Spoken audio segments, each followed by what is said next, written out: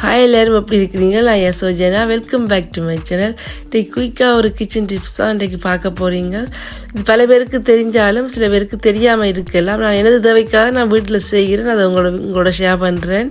நீங்கள் கடையில் கருவேப்பிலையில் நிறைய வேண்டினீங்கண்டா, இல்லாட்டி இப்போ உங்கள்ட்ட நிறைய இருக்குதுண்டா ஃப்ரிட்ஜில் இந்த மாதிரி ஸ்டோர் பண்ணிக்கொள்ளுங்க. இப்போ இது கடைக்கு போகிறதுக்கு தூரம் தெரிஞ்சு வெளிநாட்டில் இருக்கிறவங்க தமிழ் கடைக்கு தூரம் போகணுமென்றாலும் கொஞ்சம் கூடவாக வேண்டி இந்த மாதிரி ஸ்டோர் பண்ணி வச்சுக்கொள்ளுங்க. நான் இந்த மாதிரி தான் செய்வேன். கருவேப்பிலையில் கழுவ மாட்டேன். கழுவாமலேயே இப்படி ஒரு பிளாஸ்டிக் ஃபுட் கண்டெய்னரில் இந்த டிஷ்யூ பேப்பர் போட்டுட்டு நல்ல வடிவாக உதிர்த்தி அதை போட்டுக்கொள்ளுங்க. அதுக்கு திருப்பியும் அதை மேலே மூடுற மாதிரி ஒரு டிஷ்யூ பேப்பர் வச்சு மூடி அதை மூடி வச்சுக்கொள்ளுங்க. அப்புறம் நாங்களுக்கு பாவிக்கும் போது கறிக்கு தேவையான அளவு எடுத்து கழுவி பாவிக்கலாம். முதலே கழுவி வச்சா அது சில எவ்வளோ பழுதாக சான்ஸ் இருக்குது. கழுவாமலேயே இப்படி வச்சுக்கொள்ளுங்க.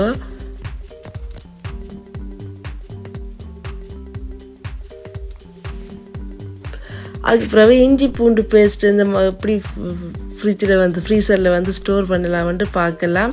நான் சரி சமனா, அதாவது இப்போ கொஞ்சம் கூடி குறையெல்லாம் பூண்டும் இஞ்சியும் சரி சமனா எடுத்து நல்ல வடிவாக கழுவி ஒரு முதல் நாள் இரவு நீங்கள் கழுவி வச்சிங்கன்னா நீங்கள் விடிய அரைச்சிக்கொள்ள சரியாக இருக்கும். இல்லாட்டி ஒரு 7-8 மணித்தியாலும் இந்த கழுவி வடிவாக இந்த மாதிரி டிஷ்யூ பேப்பரில் காய விட்டுக்கொள்ளுங்க. அதே மாதிரி தான் இந்த பச்சை மிளகாயம் கழுவி பெரிய ஒரு வடியில் தண்ணி எல்லாம் வடிய மாதிரி எல்லாம் காய வச்சுக்கொள்கிறேன். ஒரு இரவு வரைக்கும் அப்படியே விட்டுக்கொள்கிறேன். இப்படியே பார்த்தீங்கன்னா நல்ல வடிவாக எல்லாம் காஞ்சிருக்கும். அது அந்த இஞ்சியை நல்ல சின்ன சின்ன துண்டுகளாக வெட்டி கொள்கிறேன். இது எந்தவித ஒரு ஈரலிப்பு தன்மையோ நீர்த்தன்மையோ இருக்கக்கூடாது, அல்லாட்டி பழுதாயிடும்.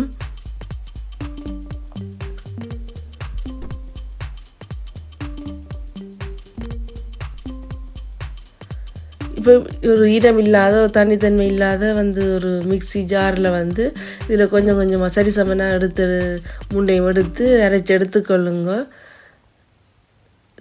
தண்ணி கொஞ்சம் கூட விடக்கூடாது. இந்த ஃப்ரிட்ஜில் நாங்கள் ஸ்டோர் பண்ணி பழுதாகாமல் இருக்கிறதுக்காக கொஞ்சம் உப்பும் கொஞ்சம் எண்ணெயும் விட்டுக்கொள்ளுங்க. இந்த உப்பும் எண்ணெயும் இந்த இஞ்சி பூண்டு பேஸ்ட்டை நீண்ட காலமாக வச்சிருக்கும்.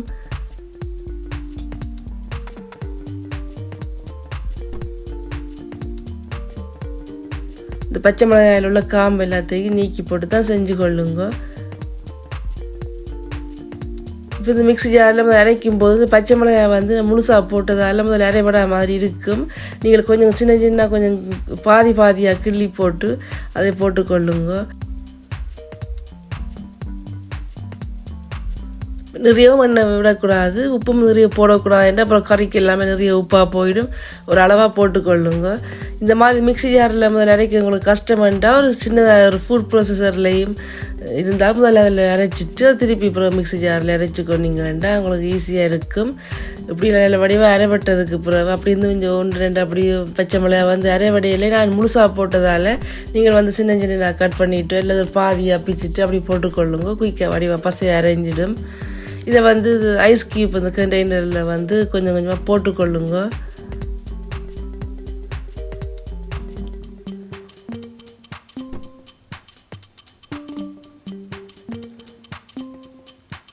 இந்த மிக்ஸி ஜாரோ இந்த கண்டெய்னர்லேயோ இந்த தண்ணித்தன்மையும் இருக்கக்கூடாது. இந்த தண்ணித்தன்மை இருந்ததுண்டா கறியில் பழுதாக சான்ஸ் இருக்குது.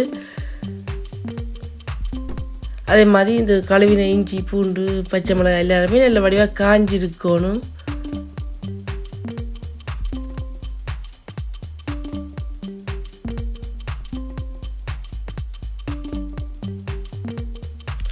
இந்த சேனலுக்கு ஃபர்ஸ்ட் டைம் வாரீங்கன்னா ப்ளீஸ் சப்ஸ்கிரைப் பண்ணிக்கொள்ளுங்க.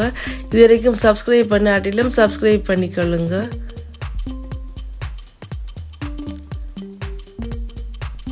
இந்த மாதிரி எல்லாம் போட்டதுக்கு பிறகு ஒரு 2-3 மணித்தியாலம் ஃப்ரீசரில் வச்சுக்கொள்ளுங்க.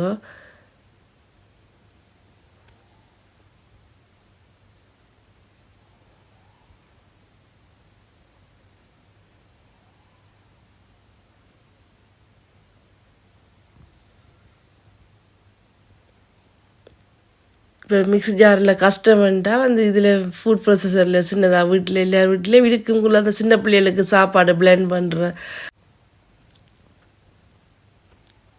இந்த ஃபுட் ப்ரொசஸரில் அரைச்சதுக்கு பிறகும் திருப்பி அதை போட்டு மிக்ஸி ஜாரில் வந்து அரைச்சா தான் நல்லா பசையாக இருக்கும். இந்த ஃபுட் ப்ரொசஸரில் வந்து குட்டி குட்டியாக வெட்டின மாதிரி தான் இருக்கும், அதை விட பசையாக வராது.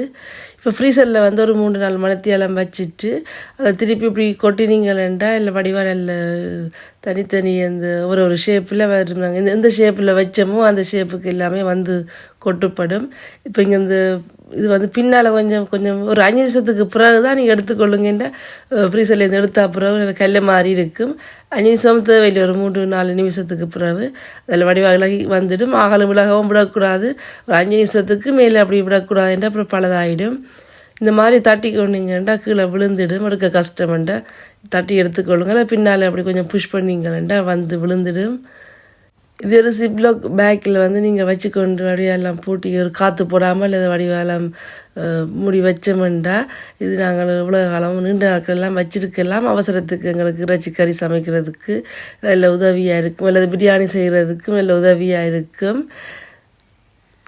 நான் என்னது தேவைக்காக நான் இது செய்கிறதால நான் உங்களுக்கு பிரயோசனமாக யாராவதுக்கு இருந்தாலும் அது சந்தோஷம்ன்றதால இந்த வீடியோ ஷேர் பண்ணுறேன். இன்னொரு வீடியோவில் இன்னொரு ரெசிபியோடு சந்திப்போம். அது வரைக்கும் பாய், டேக் கேர், ஸ்டே சேஃப்.